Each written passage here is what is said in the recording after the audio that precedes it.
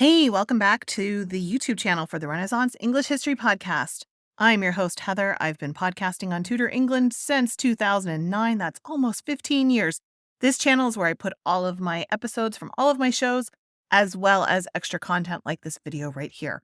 So today we are talking about items that belong to the Tudors. We actually have a lot of items still in museums that have come down through the ages that we can trace the provenance back to the Tudors.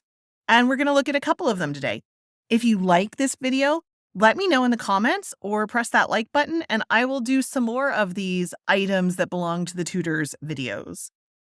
The first item we have is a lock of hair belonging to Catherine Parr. Supposedly, this lock of hair was taken the night she died on September 5th, 1548. It was sold by Bonhams, London in January 2008 for £2,160 to a Charles Hudson. The lock is mounted in an oval frame with an ink-inscribed paper that states, "Hair of Queen Catherine Parr, last consort of Henry, the night she died, September 5th, 1548, was in the chapel of Sudeley Castle." And the lock of hair is still preserved at Sudeley. This is the Mary Tudor pearl. There are actually 3 pearls that are very famous and look very similar that are often confused. This is the Mary Tudor pearl, not the Pellegrina or La Peregrina pearl, 2 separate. One La Pellegrina and the other La Peregrina, and then the Mary Tudor pearl. This one is featured in at least 3 portraits of Mary I. It's about 64.5 carats. It's from 1526. The Tudor pearl disappeared in the late 16th century, and then a similar pearl was sold at auction in 2004 by the London jewelers Symbolic and Chase and was called the Pearl of Kuwait.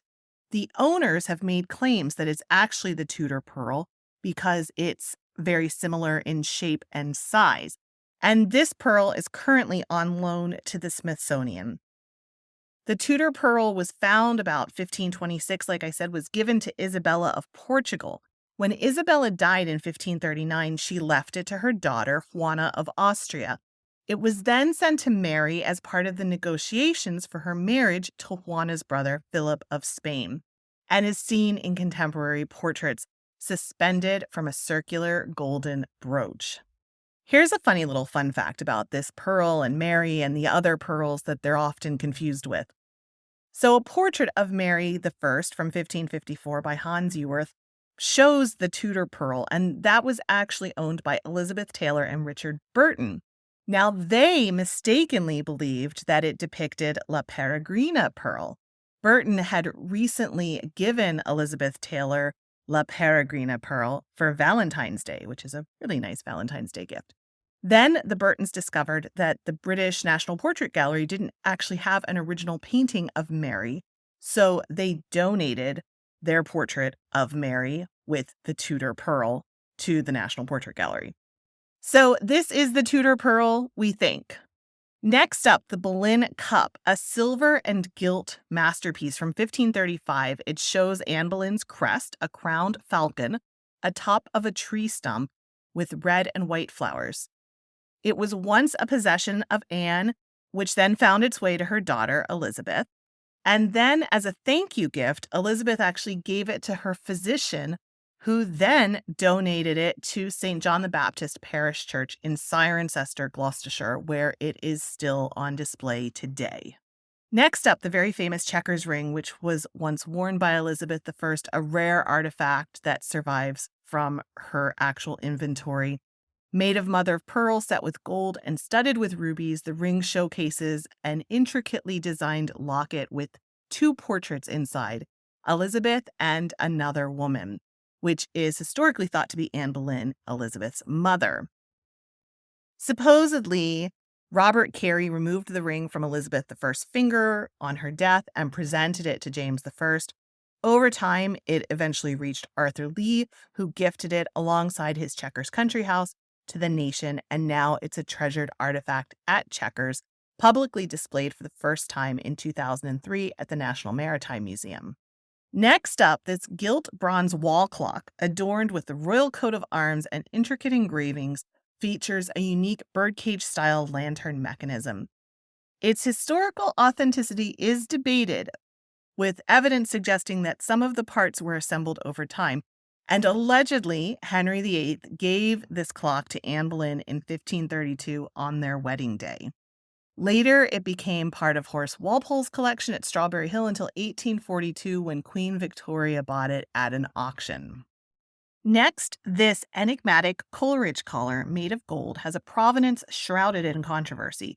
It's believed to be a 16th century chain of office given by Henry VIII to Sir Edward Montague in 1546 when he became Lord Chief Justice of the Common Pleas. Then again, it could also be a 17th century replica. William Coleridge, a former owner, sold it in 2006 as a copy for £35,000 based on advice from Sotheby's. Yet, in a twist, it was later auctioned by Christie's in 2008 as an original for over £300,000. A subsequent lawsuit by Lord Coleridge against Sotheby's in 2012 resulted in his loss and considerable legal expenses. So who knows? Finally, this pistol-shaped whistle pendant, intricately engraved with foliage, also houses some cosmetic tools. That spoon is actually an earwax spoon. Kind of gross, but there you go. So Henry VIII used to have trinkets like this. Trinkets, I say, they're golden, right? But he would have them sewn into his costumes for masks. And many of these he would just kind of hand out as he was going around during the mask. He'd have them sewn in.